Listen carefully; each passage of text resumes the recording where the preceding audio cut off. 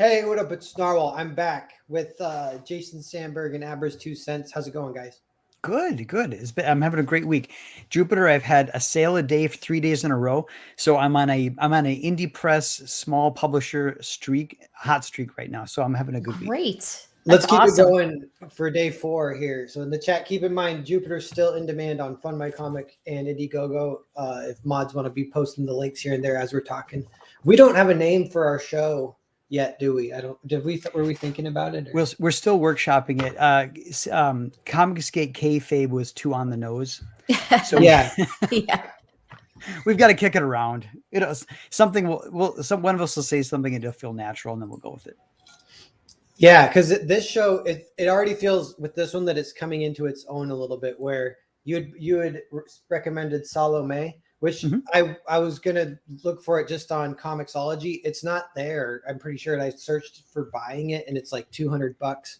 Yeah. Like this is like a rare, cool comic. And don't you say you have it there? Yeah, I do right here. I got it right off the shelf in 1986 at Schindler's newsstand. So Schindler's was a Minnesota chain of it was tobacco, pornography, and comic books, and also they specialize in out of state newspapers. So back in the 80s, say you were from like say Germany and you located to the Midwest, you wanted a piece of home.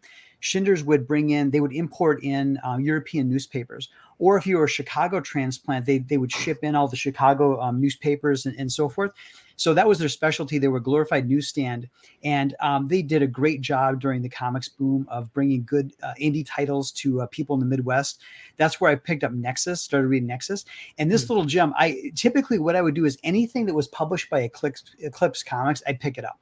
Because Eclipse Comics, at some point, we should talk about them in depth. But they're the ones who published Zot. They published Miracle Man. They published all kinds of great titles. This was one of them. And now P. Craig Russell, many people are familiar with his work with some work from Marvel and things like that. And also he went through a streak of adapting plays and operas. And I think the story behind this particular title is that perhaps the rights to this book were tied up when Todd McFarlane bought the Eclipse quote unquote imprint. And so Todd McFarlane bought Eclipse thinking he was going to get Miracle Man. And it turns out and I don't know the full story, but it turns out he just bought the logo to Eclipse. And with regards to the actual publication rights to like this particular book, I got to imagine it's such a beautiful work. I don't know if it's been published in any of the collections that P. Craig Russell has managed to produce, but it's a wonderful one shot. It's beautifully illustrated. It's a great, compelling story. It is obviously rooted in the biblical story, but it was a play by Oscar Wilde in the late 19th century. And so it's a wonderful gem. And I don't think it's ever been reproduced. Yeah, it felt special because you scanned your copy and shared it with us, and so Yeah. I did feel like I was reading like a special comic, and I was like, this could be a show, like reading special comics and just talking about them. That is a little bit what Kayfabe does, but this is the first time we're kind of just doing that, just trying to share some of this cool comic. Abra, what did you think? It was great. I loved the art. It was a very quick read because I felt like I was really engrossed in the story. It kind of does a little bit of that. I don't want to call it old English, but I mean, what would you call it? Like the old way of speaking, the biblical kind of speaking. But I really enjoyed it. It wasn't, I don't think, too highbrow to where, it's like, what are they saying? But yeah, the art was great. The one scene, I don't want to spoil it too much, but there's a scene where Salome has to dance. And I thought that was beautifully illustrated. And, you just see while she's doing that, it's kind of contrasted another image with something else there, kind of unfortunate, but yeah, I really enjoyed this. I wish more comics would kind of branch out and try stuff like this.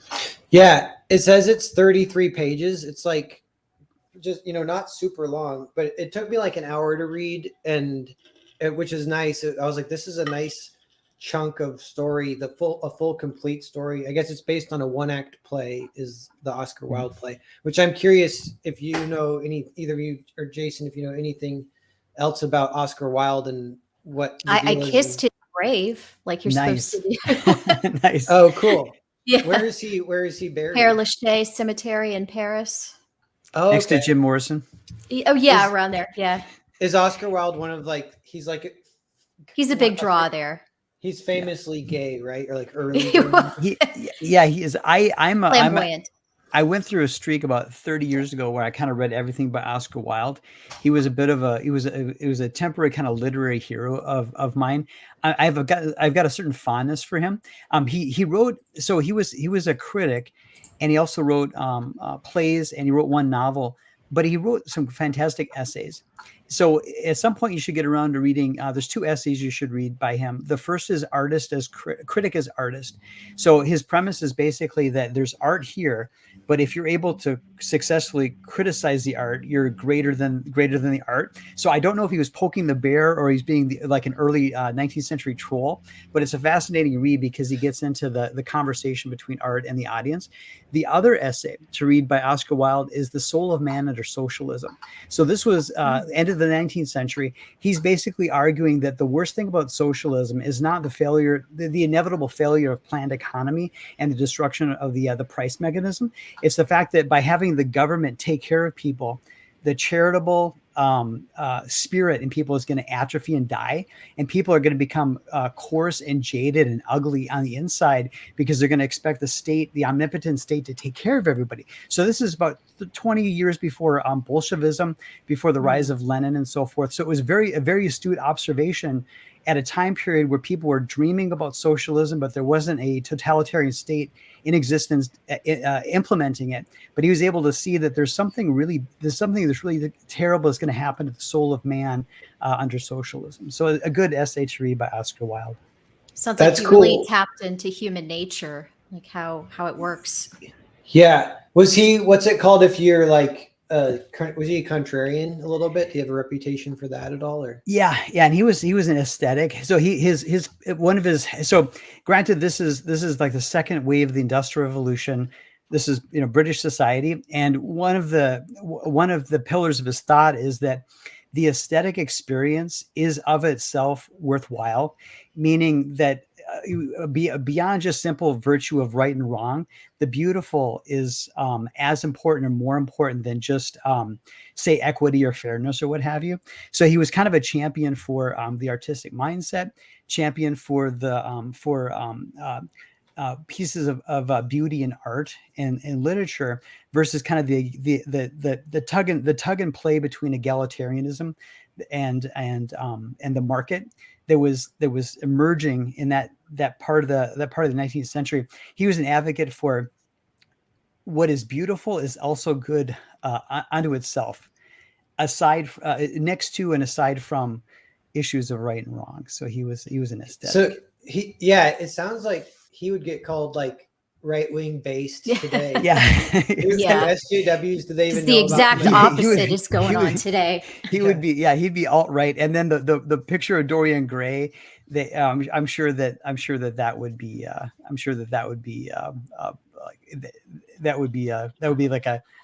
like the Sound of Freedom.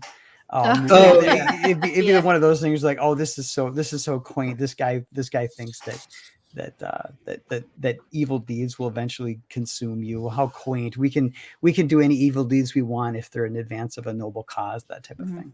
Well, have you seen the politicians? It's almost like they wear their ugly spirits on their face. You get these old, like just nasty, grizzled people. Yeah.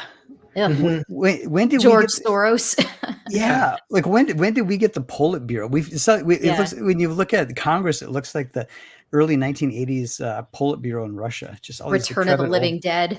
Exactly, creepy. Yeah, with the critic essay you mentioned, that reminded me of like even French New Wave was like started as criticism. All those filmmakers were critics first, and so that is like, I wonder if you could. That's like a category of artists. If they start as a critic, it is interesting. But even that's a little contrarian to say that, I think, or even maybe in the early 1900s or whatever, or late 1800s. So I think there's some great storytelling devices in this story. One is obviously the moon, and you've got the moon up there, and also what he does with light, because parts of the story are kind of away from the party. They're on the periphery of society. They're outside. The party is several hundred yards away, and the people surrounding the party they're warmly lit. It's the reds and oranges, and then the people out by the cistern where John the Baptist is being held. You've got these blues and so forth, and then when you look up in the sky, the moon. There's commentary about the moon, and I don't know if the intent was to make an analogy to the cycle.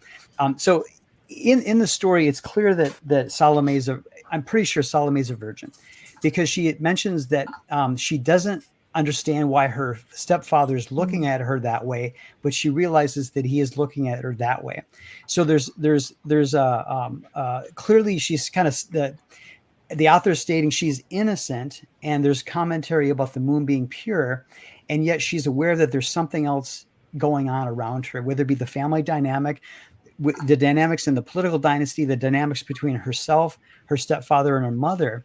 But she's kind of pushing past the veil of being, like, say, a teenager, and she's trying to enter womanhood. So I think there's commentary. I think the moon is perhaps an analogy for that.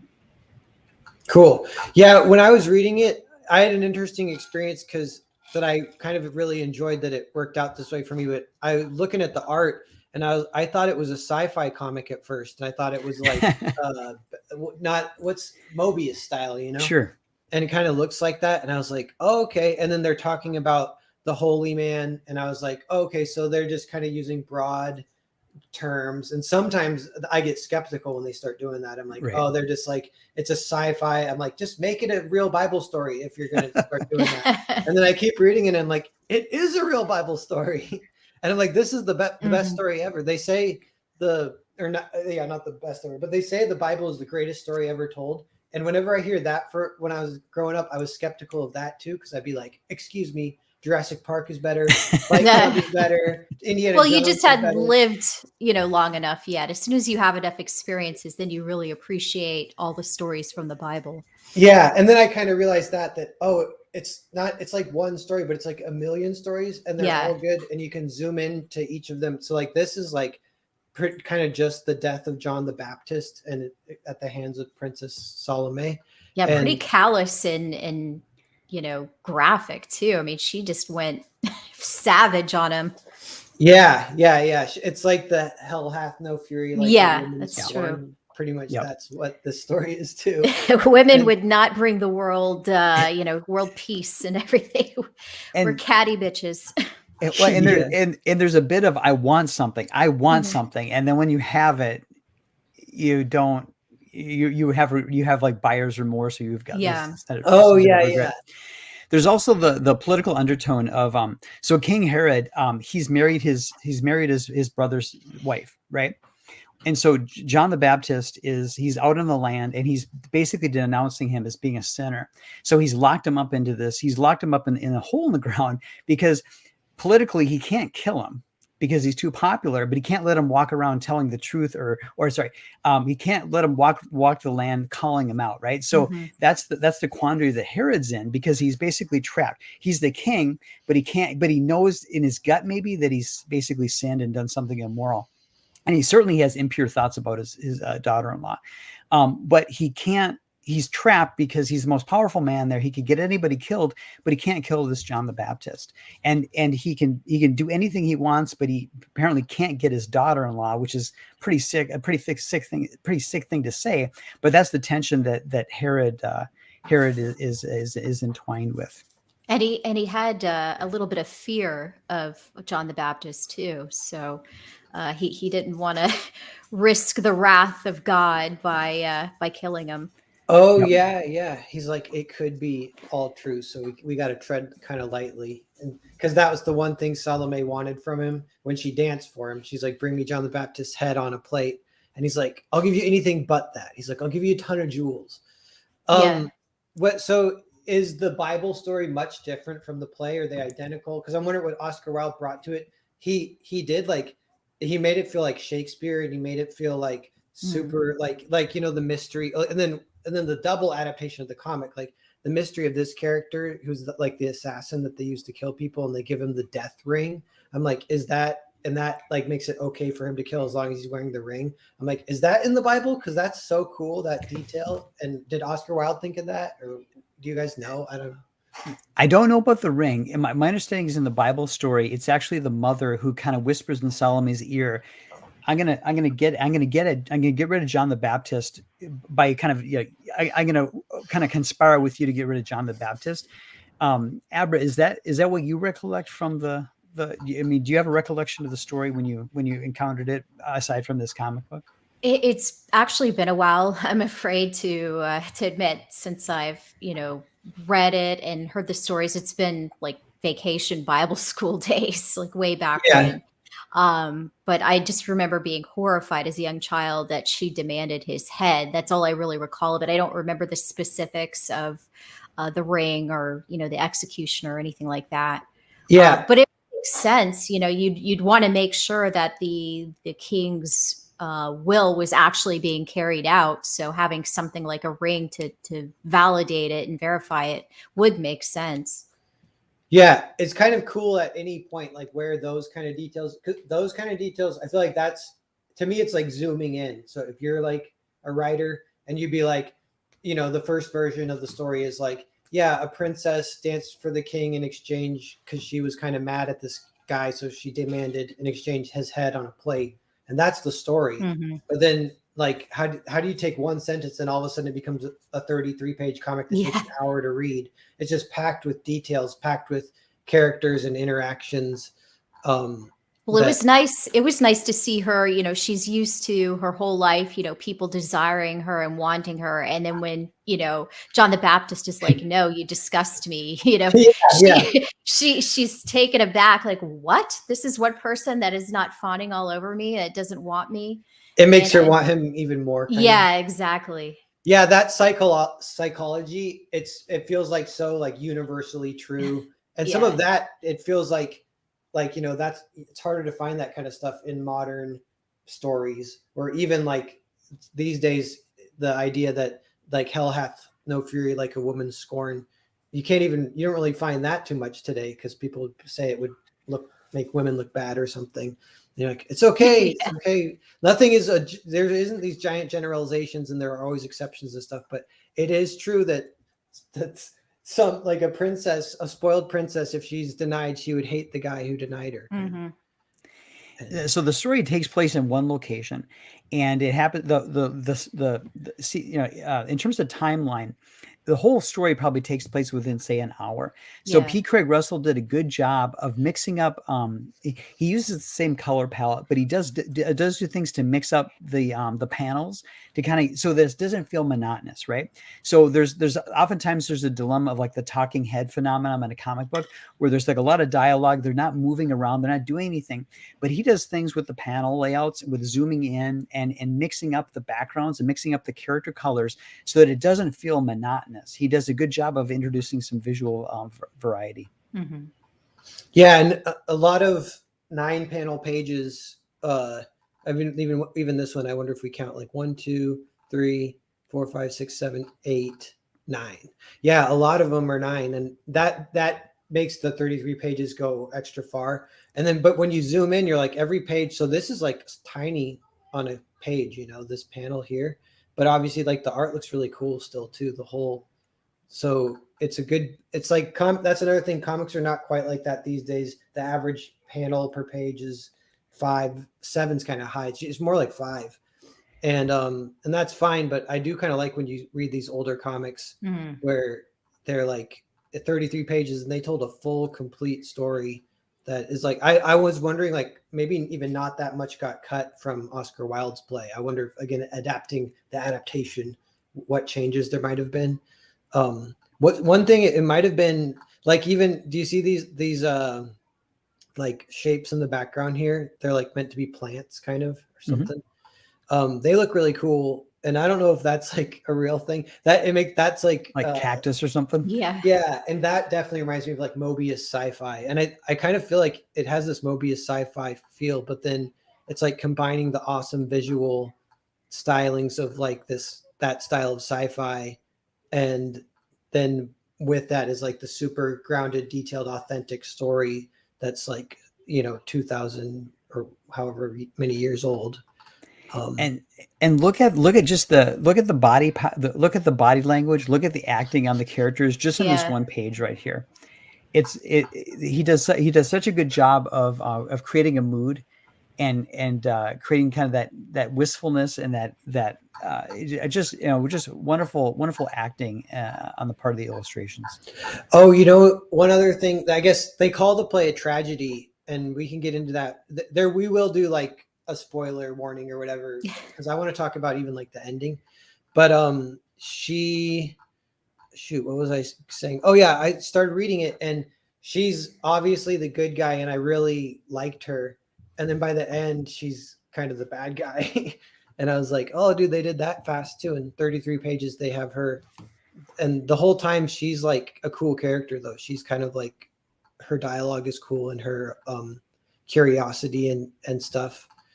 And then it's not really super sketchy until she starts to get denied by John the Baptist. I didn't know it was John the Baptist either. That was another fun detail of figuring out, oh, that's how he died? I'm like, that guy lived a cool story. Even his death story is super epic. Yeah. So that'd be a crazy way to die. Yeah. You get to baptize Jesus, and then you get beheaded. Yeah. His like, he goes to heaven, and he's like, they're like, so how'd you die? And he's like, well, a really beautiful princess got super mad at me, had my head chopped off. A scorned, thirsty princess. Yeah.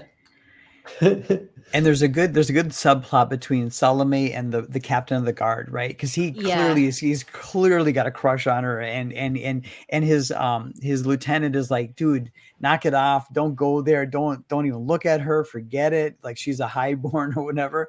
And he's like just completely drawn to her, and ends up being so discouraged. She kind of manipulates him. Mm-hmm. And then when he sees what happens next, he does something very drastic, and to kind of get back at her, or just out of heartbreak. And she just kind of doesn't even notice, right? Yeah. That'd be when she starts to like not be the good guy or whatever. She has so little care for life, the life or the people's lives that she sees beneath her. She just doesn't care. Like, okay, well, I'll use you for a little bit, and then you no longer have any use to me. So bye. Yeah. These shots that you're bringing up, I loved the shots from the point of view, first when you're looking down at the cistern, and then when from John the Baptist's point of view as he's looking up. There's some really good, I guess you say, like, shots there. Yeah, they reuse this shot multiple times too. That could be in itself like a motif kind of thing. Mm-hmm. And when you're a total Marvel zombie fan like me, when you look at the cistern, it reminds me of the window in Doctor Strange's Sanctum Sanctorum. So I'm totally giving away how much of a nerd I am by saying that. But every time I see the two intersecting lines, it's like, some people might say, "Hey, that looks like tic-tac-toe." I think it looks like Doctor Strange's skylight, but that's just me. Yeah. I was just going to ask you to highlight that. Thank you for posting that. That's awesome. Oh, nice. Yeah. Salome, other stories that came up when I was searching for it, and that was like $200 or something. Okay. Like that, wow. Thank you, Richard. Good to know. So, yeah. So that, again, show your original copy too. It's cool. We got it right here. This like really hard to find comic came out from Eclipse in the 80s. A cool imprint. 1986. And the other thing is, so Abra, looking at the artwork and looking at the coloring in this book, what did you compare the coloring to what you would have expected a comic book from 1986 to look like? Were you surprised at the coloring techniques and so forth? Not exactly, because even though I wasn't an avid comic reader, I did have a local shop where I picked up, some of the old Superman or Flash or X-Men comics. And so I was kind of used to the old school color palette and everything. But I mean, this kind of appeals to me, maybe because that's what I was first, or how I was first introduced to comics was through that style. But, I like it. What do they call, is it the Zipatone, or what is that? I don't know what they It was probably flexographic printing, but it was on Baxter paper. So he didn't have the typical 64 color palette of like a newsprint comic at the time. So it was on better paper, and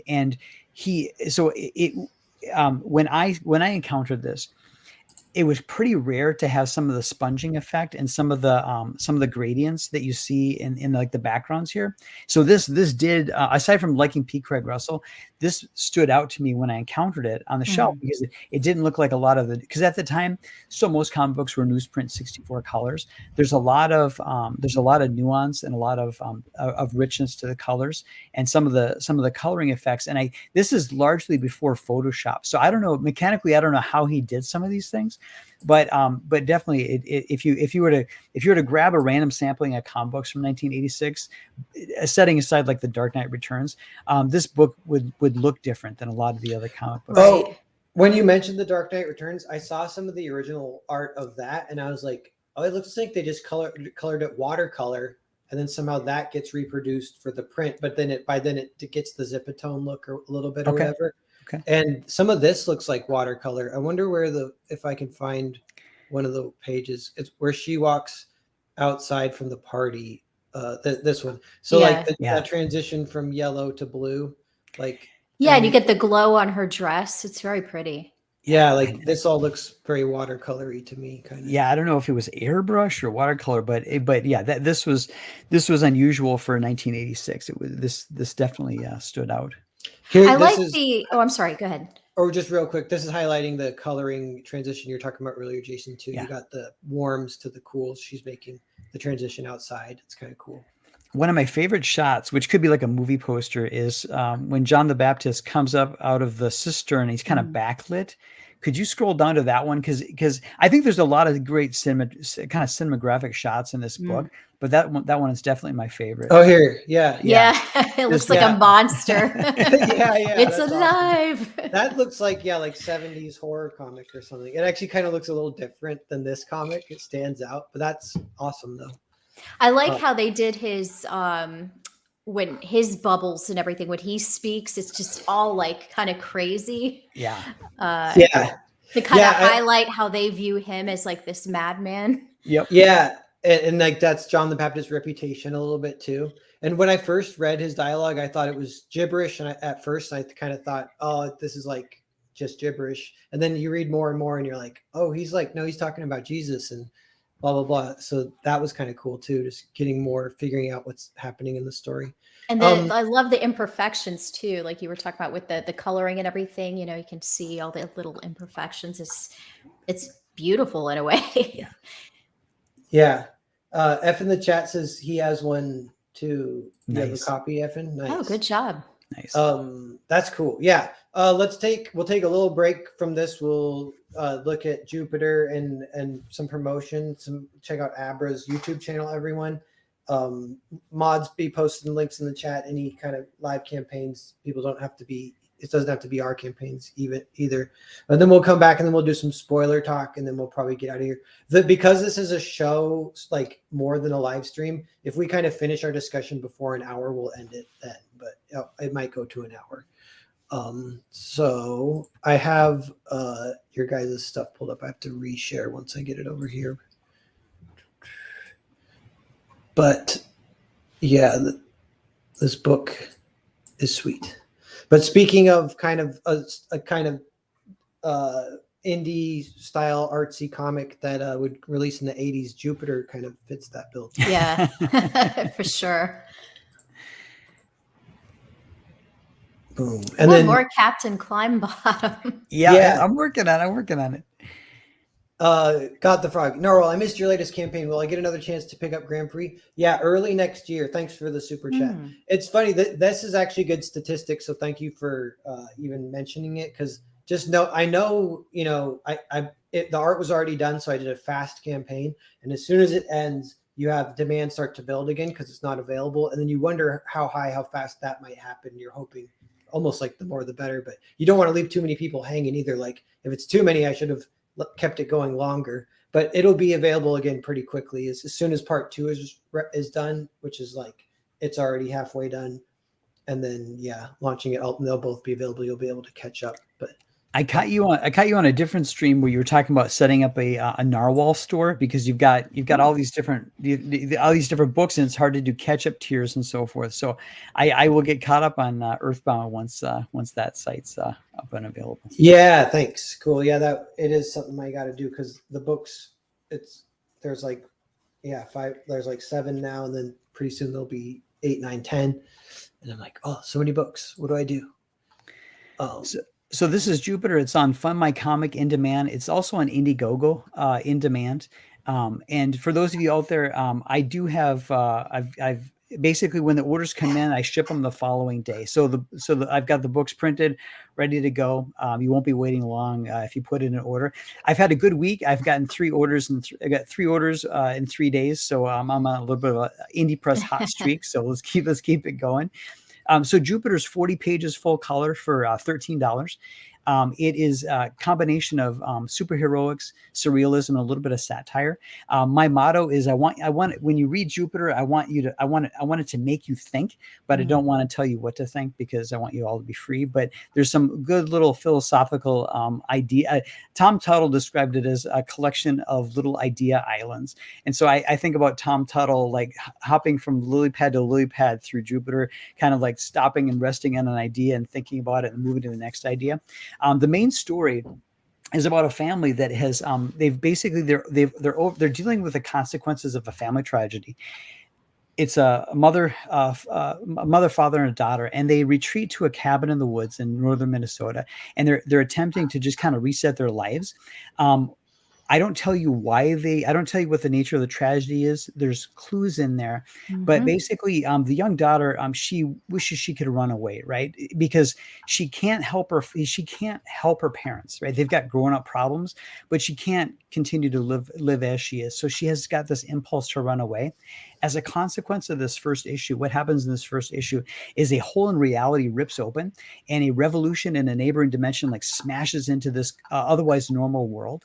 And as a consequence of that, she's going to have the ability to go anywhere. So suddenly she's got this dichotomy between fight or flight. Like if you wanted to run away as a teenager and suddenly you could go anywhere, what would you do?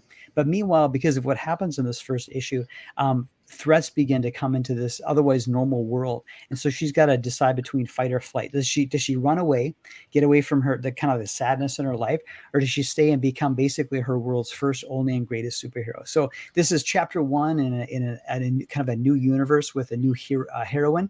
And I'm looking forward to getting the next installment out. Right now I'm wrapping up a short little animation project, but otherwise I've got the next several issues of Jupiter written and thumbnailed. I expect before September 1st, I'll begin working on the artwork, and then issue 2 will go up as pre-launch probably sometime in spring of next year, and I'll keep them coming. So cool. Please go take a look at Jupiter. I think, a lot of people, almost all who read the first issue, are going to want to read the second issue, because it does give a fun feeling of it's building something bigger, and that's like one of the best feelings really as a reader. And you want to see where it's going. So, and because I'm telling like a long story that's going to take several issues, every issue is 40 pages. So I've got some pages at the end to do like little palette cleansers, little standalone stories, because while I want to tell a long story, I also want to give people some instant gratification. So those of you that have read Jupiter, there's some 1-page strips in there. There's some 3-page strips and 4-page strips. Every issue of Jupiter is going to have about 10, 12 pages in the back where you can only read that and you're happy. You don't have that sense of having the cliffhanger or waiting. So parts of Jupiter will be self-contained. They'll be complete unto themselves. But otherwise, there's this overarching story about this young lady and her journey to become a superhero. Yeah. Oh, now that you mentioned it too, it's something that's been discussed a little bit in CG about kind of like the idea of making a comic that really embraces the fact it's a comic that you couldn't really even make it a movie. That's what Peter Samedi says. He's like, make a comic that people can't even adapt, and this is kind of like that, because for example, the format, the way it has a cover on each end of the comic, that's kind of like a meta. I loved that. Yeah. And the multiple worlds, and then the shorts at the end. It's like, this is a comic experience. The product is designed as a comic to be like a special thing that you hold in your hand, kind of, which is perfect, really. And then, or go ahead. I was just gonna say, Jason, I loved how in the Captain Klein bottle, like when she's reading the comic, they're having the kind of social, economic, political commentary, like, oh, you can't use perfume as money and blah blah blah. The world's like suffering and everything, but they're just having these little funny, back and forth with each other. It's really clever. I really enjoyed it. Thank you. Thank you. I'm glad you enjoyed it. And thank you for your review of the book too. I appreciate it. Oh, you're very welcome. Yeah. And with Abra's 2 cents, got a sub. Thanks, guys. Yeah. NPC posted it. Thanks, NPC. I really appreciate it. Yeah. So close to 500, and all her videos are like fully edited, like real YouTube style, cool videos. And so definitely recommend, especially CG, because she's covering a lot of, she's like a journalist of CG on YouTube, I just posted one today about the old Robert Redford movie, 3 Days of the Condor. Oh, yeah, I just watched that movie last week and I loved it. It was like, how did I never hear of this movie before? But that's kind of what I want to do, a little bit more of, is highlighting these old gems that might not be as widely known. Nice. Cool. Yeah. Oh, is that a short? How are your shorts doing? Have you been messing? It's weird. The algorithm is a crazy mistress. It's like sometimes they'll just take off. I mean, and I understand too. If I'm doing a topic that's more, in the zeitgeist, so to speak, then it'll take off. If I go through trending and I decide to do a video on that, it'll take off. But when I'm doing the comic reviews or old movie reviews, it's kind of hit or miss with the algorithm. Yeah. We got 25 people watching. Thanks everyone for being here. This is I think the third, maybe the third that we've done of this show that we don't have a name for yet. But we're definitely coming into our own of like the format and like what we might want to do. Because it was really, I felt successful just on the end of like, it didn't feel like a chore at all for me to read this comic. Salome. It was fun. Yeah, it felt like a real precious thing that Jason shared with us, and so I was like, "This could be the show. This could be one of Herod's jewels, precious collection." Yeah, and I'm forever grateful for you giving me the opportunity to live stream with Mike Barron. So episode 1, that was just if we never do a second episode, that was a fantastic experience. Glad that was a good surprise. Yeah, it was hilarious, and also I think I like the idea of finding these gems. These overlooked books and sharing them. So looking forward to what you two recommend too as we go along. Yeah, we can find some fun ones, but you're definitely the resident expert. Oh my gosh, yeah. The Encyclopedia Britannica of great classic comics. And the thing too is I don't know, because you don't know what you can't not know, So you're stuff it's like, oh, I didn't even know. I've bought a lot of comic books in my day. I only kept the good ones. So I've got like 10 short boxes of just what I think are like the best of the best. So happy to go through some of these and share them with you. How often do you go back and get a chance to read them? So I typically what I'll do is I'll have like new books and then I'll mix it up with some older books. So right now I'm rereading this series called Crossfire by Mark Evanier and Dan Spiegel, which is something we can talk about some other time. But it's basically a superhero book, superhero comic book as if it was like the Rockford Files. So this is basically a bail bondsman so Crossfire is a bail bondsman who's in disguise as a superhero. So basically, as a bail bondsman, he comes across all these like evil deeds and plots, and then at night he becomes Crossfire, who's kind of like a daredevil character. But anyway, Mark Evanier, close connection to the Kirby family. The artwork is just beautiful. Dan Spiegel, he had done like newspaper strips and stuff like that. It's probably a little, some of the artworks maybe a little stiff for modern tastes, but I just love the draftsman. It's like Alex Toth or Joe Kubert, just some beautiful work. So I kind of mix it up where I'll try to read some of my old stuff, read some of my new stuff, and that way I'm always entertained. Nice. Cool. Yeah, I'm curious of what kind of that brings to like the research of if you're going to make your own comic. It would be it's like a great insider's perspective of being like, no, I've read all the greats all the way up through the 70s, 80s, 90s. And then you really know like how to make a comic. And I kind of don't come from that perspective as much. A lot of my comics are even more like influenced by movies. So I really appreciate like what you bring to the table too. And I kind of want more of that. I want to make like a comic.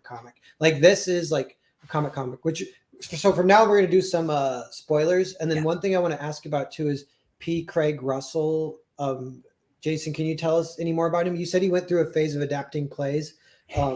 Yeah, so like this is like sort of artsy fartsy, and I'm like, is he like an intellectual, or what is P. Craig Russell's deal? So I've never come across any interviews with him, but basically he came up in like the late 70s, and he would do inking work. He was kind of alongside like Bernie Wrightson, in terms of he was contemporary maybe of Bernie Wrightson. He would occasionally you'd pick up a Marvel comic and it was either drawn by him or inked by him. Then later he did like he finished off the Kill Raven series, which was like an adaptation of World of Worlds as a superhero title. And then he did a Kill Raven graphic novel. And then he began to jump to, I think, First Comics and Eclipse Comics. It was doing these basically adaptations of operas and so forth. And then later, I think most people will be familiar with him because I think he did a lot of work with Neil Gaiman on the Sandman series. So if some of this kind of that he's got this very lyrical style, and I think that people are most familiar with him from his work with Neil Gaiman. It's been a while since I've read The Sandman, so I couldn't spin out exactly which issues he did that artwork on, but that's most likely where most people have seen his work. Here's more of that sci-fi background stuff. Yeah. It's like bubbles and stuff. It's a cool combination, and it is so. This even King Herod and stuff. Is it like Judea or Palestine, or it's? Yep, it's okay. before the Romans came in, and I think Herod may have been the one who said kill all the firstborn. It's been a while. It's been a while since I read that deeply into it, but basically he has married his sister-in-law, and because his brother the king died, and his kingdom is being encroached upon by the Egyptians and the Romans and so forth. So he's in a very precarious situation politically. Yeah, because it kind of looks like with me kind of knowing nothing, I almost was like, is this Egyptian? Is this like Roman times? And this is like, who's the Egyptian princess that hung out with the Romans that's famous? But Cleopatra. Yeah, I'm like, is this like a great movie too, by the way? Yeah.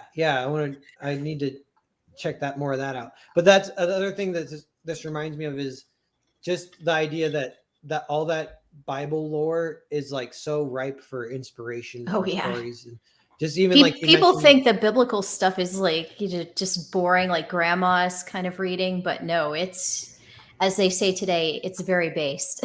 Yeah, it's so cool. And like even the idea of like a king that marries his dead brother's wife, and then that's the bad king, obviously. You know who else did that? I'm pretty sure Joe Biden. I'm pretty sure. Yeah, he married the babysitter. Oh God. Yeah. But that's crazy. Here's more of this background stuff. And this inking, so you said he was more of an inker to get started, because the inking is a lot of fun too. Just that. Yeah. The strokes and squiggles and we're about to lines. Fate of the one guy. Yeah, right. This is the simp. This is another universal truth. This is this is how everything applies to today. You could do you could do a adaptation of this based upon like social media, right? Oh God, I brought your bathwater and everything. Oh my God. That's so funny, dude. It makes me. I do want to draw that. If I could do it in 8 pages, I would draw that. I think I came across, just for a second, just to divert. I came across some sort of post on like Twitter or whatever. There was some guy had bought something for a vodka. What do you call the girls that a cam girl? Thoughts. Yeah, the Twitch thoughts. And, like bought her a car, and then she's like, "Hey, I'm on my honeymoon with this new car that one of my viewers bought me," and they had a picture picture the guy who bought her the car, and I'm just like, okay, he's like the captain of the guard in this Tale of Salome. It makes me sad. Yeah. 30 people watching, everyone. Any Amazing. mods in the chat, post links for Jupiter and subbing Abra's channel, if possible. We're going over the Salome comic, which Jason has a hard copy of from 1986. It's super rare. We planned to read it, and then me and Abra realized it's like impossible. Yeah, you can't really buy it. It's like you can buy one 11 by 17 sort of like archival kind of thing for $200. Some of those are floating around. But I like how serious that John the Baptist is drawn up there too, and then it goes to kind of like just very minimalistic kind of facial expressions as, in the lower panels. But yeah, it's just, the art is very interesting. Look at that, how they even highlight the cover to the cistern and the eyeball and everything. Oh, cool. Yeah, that's awesome. Yeah, and there's Herod. Herod, he looks like his character design is interesting too. He looks kind of cool, or different. But I have a question. I don't understand the last page that well, and I wonder. So this is like a big spoiler thing, but we're starting it now. Yeah, warning. We're at 45 2,000-year-old story. Yeah. If you haven't read it. We know this is how John the Baptist met his end, which is an epic tale or whatever. Epic, sometimes the wrong word. Sometimes I'm like, it's actually a compliment if you say that it's not epic. Like, this is not epic. This is all in one courtyard amongst like 3 people. And it's like awesome. Tight and brutal. Yeah. But yeah, so in 45 minutes, we'll keep the show to an hour, or if we wrap up before then, we might end sooner. But so she dances naked for King Herod, which is like interesting. And I think that's part of the real story too. She like does a full like strip tease kind of thing. Yep. Yeah. This whole scene is just it's drawn very well, very artistically. Yeah. And it ends with her naked. Abra has it as a background, but do you want to go to the page of the dance? Because I think the dance, I think that it's hard to draw dancing, right? To have the way you're trying to, you're freezing movement, and also you're trying to show how weight is distributed and so forth. So he does it basically gives us a little master class on how to portray the human form dancing. And she's got the 7 veils. She basically does a striptease, and the deal is that if she does this for him, because he's obviously he's a creep. He's lusting for her. Yeah, his daughter-in-law. Yeah. She basically, he's promised her whatever she wants if she'll basically do this striptease for him. So. And highlighting the female form and how beautiful it is, and all these poses where it can highlight the beauty of the female form. I really enjoyed that. She dances on the blood of her simp. Yeah. And then Herod. It doesn't care. Yeah. Herod is like super panty sniffing. Yeah, it is like that. No, he is. Yeah. Yeah. I don't know anything and about then I love this I part. In the midst of all this, kind of debauchery, they just, let's just throw the simp over the side of the castle wall. Yeah.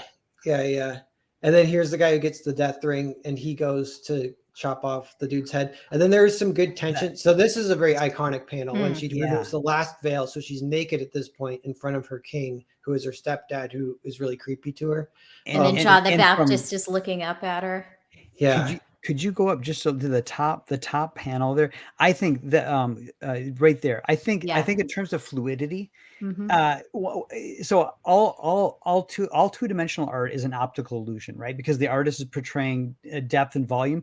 But I think this is a good example of how art can express movement, right? You can feel the fluidity of her going across the page there.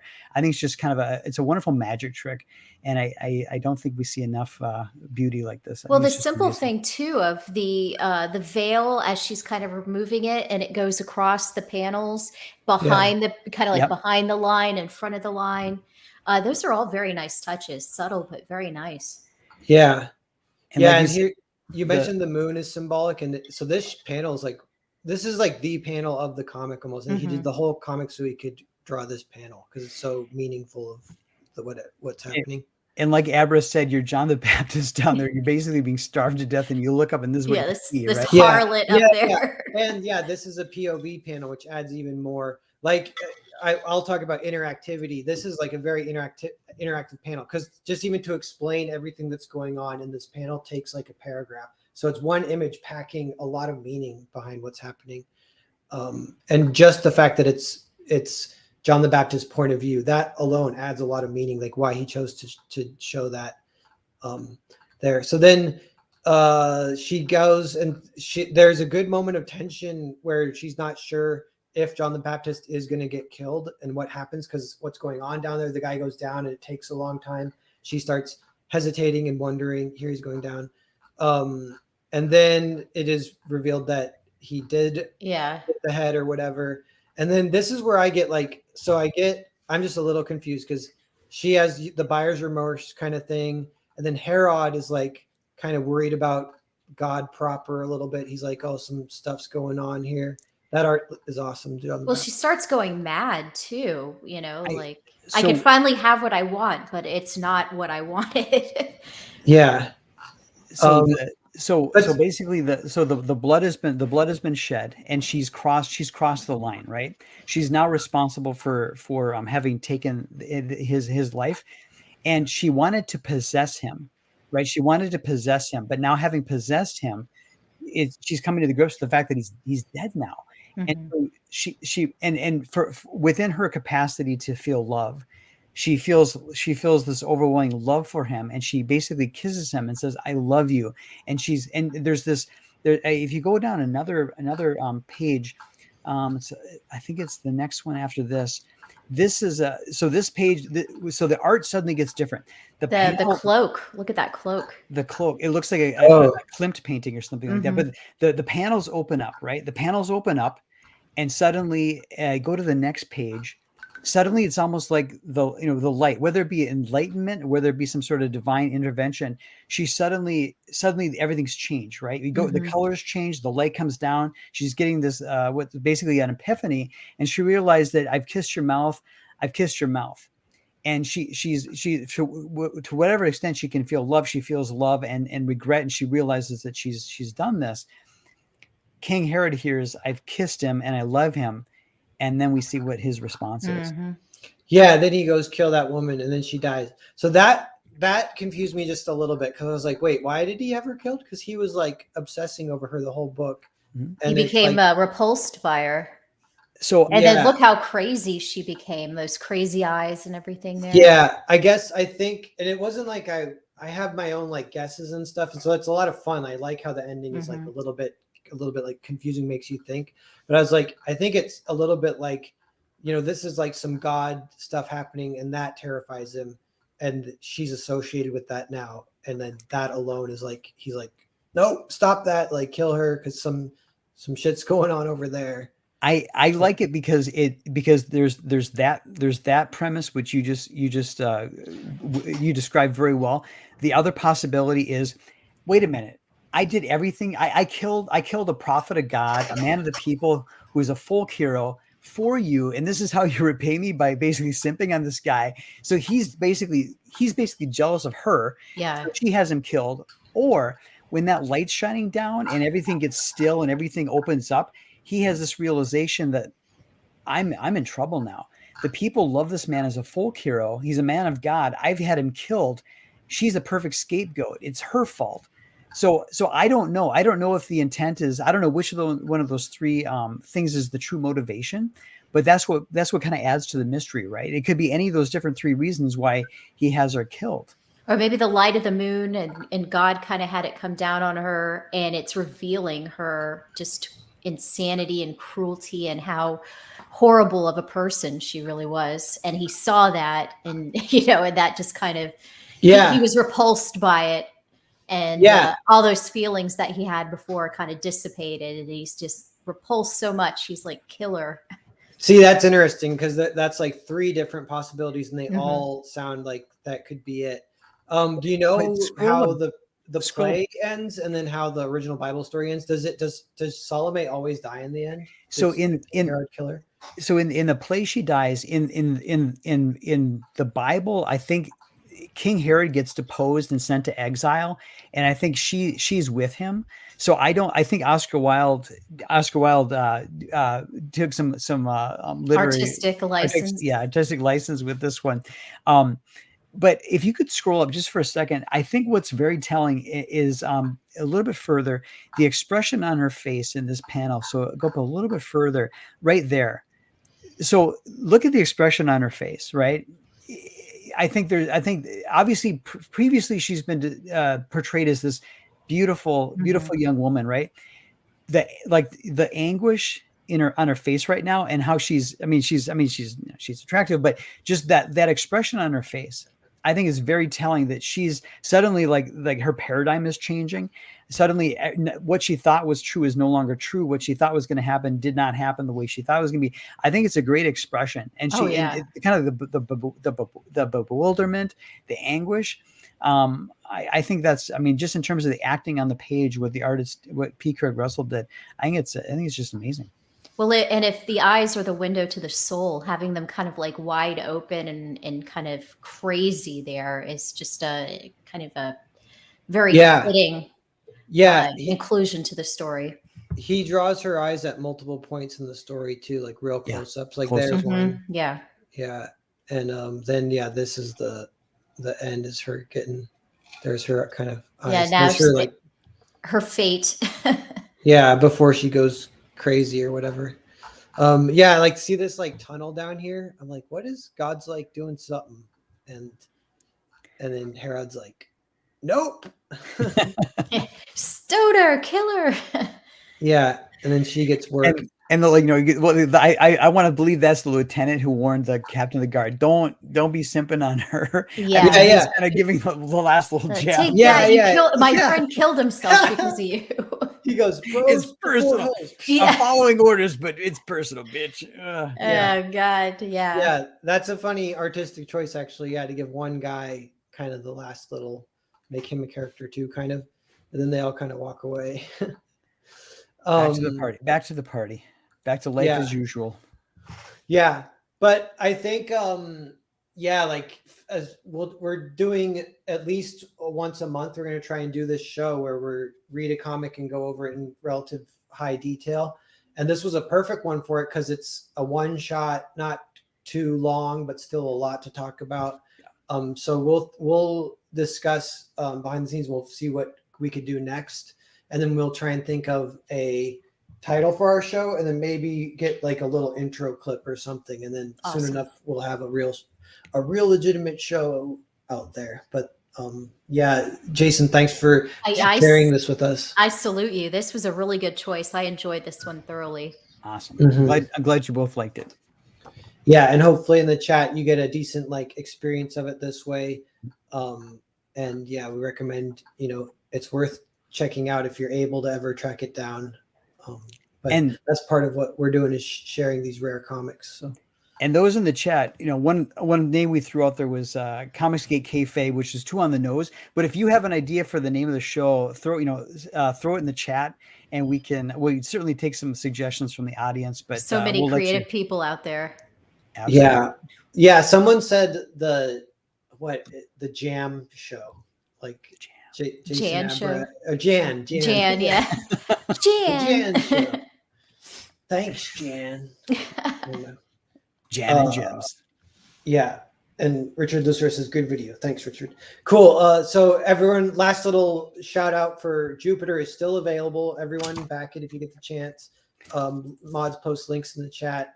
And if you back Jupiter while supplies last, you will get an official sanctioned Legion of Memers license to meme, as well as a Captain Klein Bottle fan club membership card. So go check out Jupiter. It's on Indiegogo. It's on Fund My Comic, and it's in demand. Thank you. Yeah, nice. And sub Abra's YouTube channel, which is almost at 500 subs, which is great. Creeping along. And she's messing with the shorts. You never know. The shorts, one day it'll explode. Maybe. Cool. So and that's another thing. I don't have the outro yet. So I'm going to click it, and then we just